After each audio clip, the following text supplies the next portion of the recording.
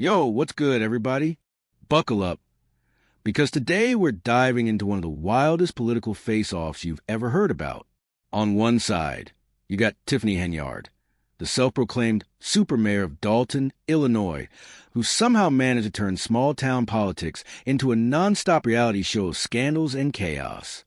And on the other side, Kwame Kilpatrick, Detroit's slick-talking hip-hop mayor, whose downfall landed in one of the longest corruption sentences ever handed down to a U.S. politician.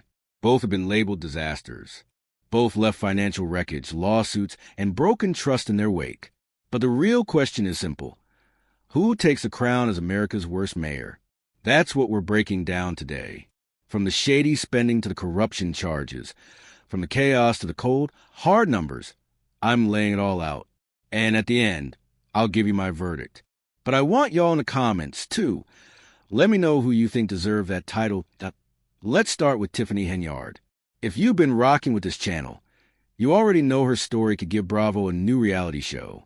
She stepped into the Dolton mayor's office in 2021. And by 2022, she had also grabbed a supervisor role in Thornton Township.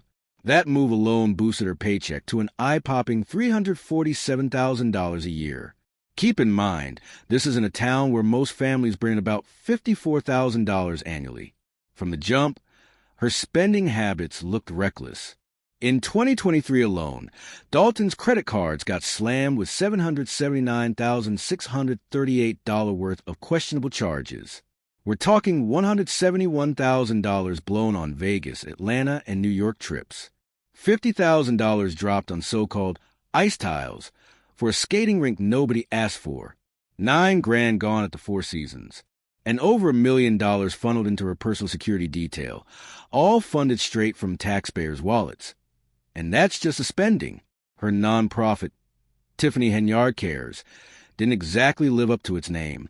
In 2024, the Illinois Attorney General shut it down, accusing it of misusing public funds.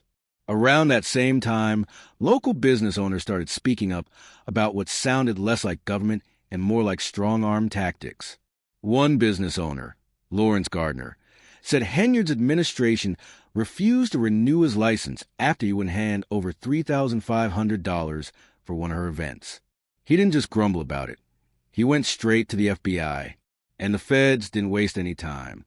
That very month, agents raided Dolton Village Hall, seizing records tied to Henyard, her boyfriend Kamal Woods, and her top aide Keith Freeman, who later faced bankruptcy fraud charges.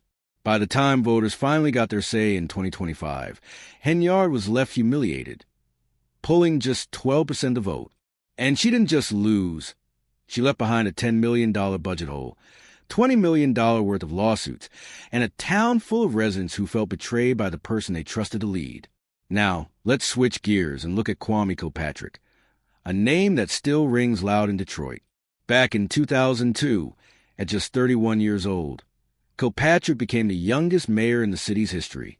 With charisma, swagger, and an optimistic base behind him, he looked like the future of American politics. But the good vibes didn't last. By 2008, Kilpatrick was in the middle of a bombshell scandal. He lied under oath about having an affair with his chief of staff. The lie crumbled when thousands of explicit text messages leaked, exposing not just the relationship, but also the way he used power to cover his tracks. That scandal alone cost Detroit $8.4 million in a whistleblower lawsuit filed by cops who said they were fired for investigating him. And trust me, that was just the beginning of the unraveling. Kilpatrick treated City Hall like his own playground. Public money got funneled into shady consulting deals. A nonprofit meant to help civic programs. He tapped it to pay for personal luxuries like yoga classes and campaign ads. Meanwhile, Detroit itself was edging closer to economic collapse. It wasn't just bad optics. It was bad governance, plain and simple. By 2013, his career wasn't just over, it was scorched. Kilpatrick was convicted on 24 federal felony counts. Mail fraud, wire fraud, racketeering, you name it. Prosecutors called his administration a criminal enterprise. The judge hammered him with a jaw-dropping sentence, 28 years in federal prison. That same year, Detroit filed for bankruptcy, the largest in U.S. history, And a lot of people believe his corruption helped push the city straight off the edge. And here's the kicker. The damage was monumental. Millions of tax dollars wasted, millions more lost in legal settlements, and a reputation that dragged Detroit down for years. Kilpatrick resigned in 2008, went to prison, got out, and then was sent back for the federal convictions. It wasn't until 2021 that President Trump commuted his sentence, giving him an early release. Since then, Kilpatrick's been trying to rebuild his image, writing books and hitting the public speaking circuit. But the shadow of what he did still looms large. Detroit may have moved forward, but his name will always be tied to one of the darkest chapters in the city's history. Now here's where the comparison gets real interesting.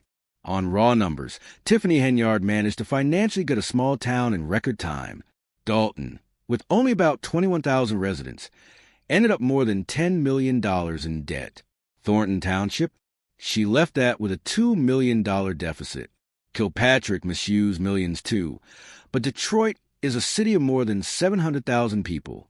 When you break it down, the damage per resident comes out to about $12. Henyard? Almost $476 per resident. Think about that for a second. Her 2023 spending spree alone burned through $750,000. Dolton is facing $20 million in lawsuits, most of which are tied directly to her actions. Kilpatrick drained Detroit, no doubt, but he sank a city that was already struggling. Henyard? She nearly wiped a small town off the map all by herself. When it comes to community impact, Tiffany Henyard's failures hit her people right where it hurts. Vendors went unpaid, water bills piled up until the shutoffs came, and even police services got stretched past the breaking point. For a small town like Dolton, that's devastation you can feel in real time. Kilpatrick's betrayal, though, his collapse played out on a national stage. His scandals didn't just shame Detroit. They turned the city into a symbol of political rot and collapse. And when we're talking legal fallout, let's keep it real. Kilpatrick still wears that crown. 24 federal felonies. 28 years in prison. That's a record. Henyard hasn't been charged yet. But the FBI is circling. Subpoenas are flying, and her closest allies are already facing indictments. Her story ain't finished. Now let's talk image. Tiffany Henyard leaned into the flashy excess, almost like a parody of herself. Gold-plated microphones, $85,000 taxpayer-funded parties, and yes, even a $99 tell-all autobiography in 2025 trying to spin her own downfall. Meanwhile, Kwame Kilpatrick was smooth, polished, full of political charm, until the mountain of evidence buried him alive. And here's the wild part. Both of them are still in the spotlight. Henyard is teasing some kind of comeback, while Kilpatrick is out here on the speaking circuit, selling redemption and rewriting his narrative. But at the end of the day, my verdict is clear. Kilpatrick still holds the title of worst mayor. The scale of his corruption, the sheer damage to Detroit, and that historic 28-year sentence keep him on top, at least for now. Henyard's destruction per capita might be worse, but until those indictments land, she hasn't crossed that legal line. Yet, and that's where we're going to leave it, 2 mayors, 2 cities, and one giant cautionary tale about what happens when power goes unchecked. Dolton is now trying to rebuild under new leadership, with Mayor Jason House working overtime to restore trust. Detroit is still carrying the scars from Kilpatrick's corruption years later. But don't get it twisted. This story isn't over. Henyard's FBI investigation is still live, and Kilpatrick's rebrand is far from complete. And trust me, the next twist is coming. So if this breakdown opened your eyes, hit that subscribe button, smash that bell, and drop your take in the comments. Who's the worst mayor in U.S. history? Henyard, Kilpatrick, or someone else entirely? Because this one's still unfolding, and the next chapter is going to be even crazier.